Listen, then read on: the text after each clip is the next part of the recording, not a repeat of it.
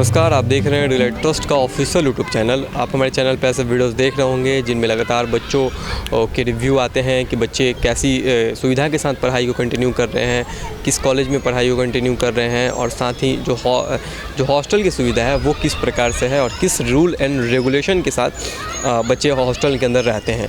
लेकिन उन हॉस्टल के रूल एंड रेगुलेशन को कहीं ना कहीं मेंटेन करने के लिए हर हॉस्टल में एक वार्डन होती हैं। और आपको बता दें, अभी हमारे साथ जुड़ी हुई हैं भारत ग्रुप ऑफ इंस्टीट्यूशन की गर्ल्स हॉस्टल की वार्डन मैम जुड़ी हुई हैं। लेकिन हम जानेंगे कि जो बच्चे इंडिया के अलग अलग स्टेट से आते हैं उन बच्चों को मैम कैसे मेंटेन करती हैं, कैसे रूल्स एंड रेगुलेशन को फॉलो करवाती हैं। क्योंकि जो बच्चियां बाहर जाते हैं पढ़ने, उनके पेरेंट्स के मन में पहला सवाल यही आता है कि बाहर बच्चियां कितनी सुरक्षित खुद को महसूस करेंगी। तो उनमें सबसे बड़ा जो योगदान रहता है वो वार्डन मैम का ही रहता है। तो आइए इनसे कुछ बातचीत करते हैं और इनके एक्सपीरियंस को जानते हैं कि मैम अभी कितने समय से यहाँ के हॉस्टल को मेंटेन कर रही हैं और साथ ही बच्चों को क्या क्या बातें बताती है। मैम बहुत स्वागत है आपका। Thank you. क्या नाम है मैम? मेरा मिसेस जंजू मेहरा और मैं as a assistant professor in Bharat law college और as a incharge hostel incharge हूँ। तो बच्चों की फ़ैसिलिटी के लिए हॉस्टल को लेकर बहुत सारी हमारा कॉलेज प्रोवाइड करवा रहा है फैसिलिटी। सबसे पहली बात आती है इनकी सुरक्षा की। तो हमारे लिए जो है वो सिक्योरिटी गार्ड रखे जाते हैं, डे का अलग होता है, नाइट का अलग होता है, तो हम उनके साथ बहुत सेफ़ है।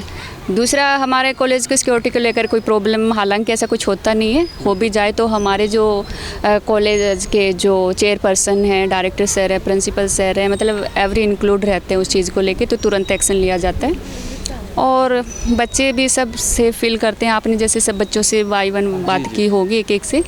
और खाने पीने का लेकर भी टाइम टू टाइम हमें सारी चीज़ें प्रोवाइड करवाई जाती है। कुछ कमियां भी रह जाती हैं तो वो सर को हम बोल देते हैं तो तुरंत उनके प्रति एक्शन लिया जाता है। मैम जैसे बच्चियाँ अपने क्लास को करके आती होंगी, तो मैम क्या टाइमिंग है जैसे लास्ट एंट्री की? जैसे यहाँ पे दो तरह के बच्चे रहते हैं, जीएनएम के रहते हैं, लॉ के रहते हैं, फार्मेसी के रहते हैं। तो जो लॉ और फार्मेसी का है वो कॉलेज थोड़ा अलग है।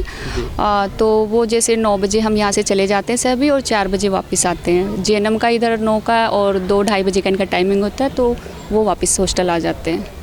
मैम जो बच्चियां होती हैं क्या उनके पेरेंट्स से भी आपकी बातचीत होती है, उनके टच में रहते हैं? जी, क्योंकि पेरेंट्स से हम हमेशा टच में रहते हैं। जब बच्चे यहाँ से घर के लिए जाते हैं तो हम पेरेंट्स से बात करते हैं कि आपके बच्चे घर आ रहे हैं और रूल रेगुलेशंस को पूरा बच्चे फॉलो करते हैं, मानते हैं। तो मैं बड़ी सौभाग्यशाली उस चीज़ को लेके कि हॉस्टल के बच्चे रूल्स फॉलो करते हैं। और जब घर से वापस आते हैं तब भी मैं इनके पेरेंट्स से बात करती हूँ कि हमने रूल बना रखा है कि आप यहाँ से जाओगे और आओगे तब घर वालों से बात करके उनकी परमिशन से अब हम आपको घर भेजेंगे।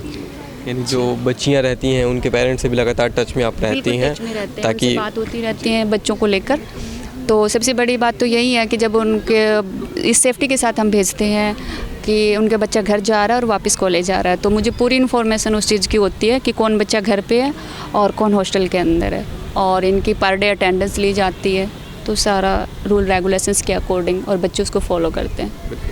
चलिए मैम, बहुत बहुत शुभकामनाएं आपको कि आप लगातार वैसे बच्चियों को भी आप कहीं ना कहीं मेंटेन कर रही हैं जो कहीं ना कहीं जिनके पेरेंट्स इनसिक्योर रहते हैं कि बच्ची बाहर जा रही है पढ़ने। को ये सिक्योरिटी प्रदान कर रहे हैं ना कि वो डिपेंड है कि भी हॉस्टल में इंचार्ज है और बच्चों को सेफ रख रहे हैं। थैंक यू मैम, बहुत खुश हैं इस चीज़ को लेकर।